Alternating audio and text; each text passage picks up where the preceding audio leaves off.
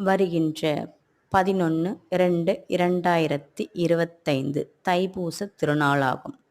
தைப்பூசத்தின் சிறப்புகள். தை மாதத்தில் வரக்கூடிய முக்கியமான நட்சத்திரத்தில் ஒன்று தைப்பூசமாகும். சிவபெருமான், முருகப்பெருமான், மகாலட்சுமி தாயார் கோவில்களில் வெகு சிறப்பாக நடைபெறும். இது முருகப்பெருமான் தேவ சேனாதிபதியாக, தேவர்களின் சேனாதிபதியாக ஆகையால் இவர் ஒரு போர்க்கடவுள் ஆவார். தைப்பூசத்தன்று முருகப்பெருமான் தரகாசுரனை வதம் செய்த நிகழ்வு ஒரு விழா போல பழனியில் அனுஷ்டிக்கப்படுகிறது. பழனியில் வெகு சிறப்பாக நடைபெறும். சிவபெருமான் உமாதேவி தாயாருடன் சிதம்பரத்தில் ஆனந்த நடனமாடி தரிசனம் அளித்த நாளாக தைப்பூசமாகும். அம்பாள் நடனமாடிய திருநாள் தைப்பூசம் என்று பெயர் பெற்றுள்ளது.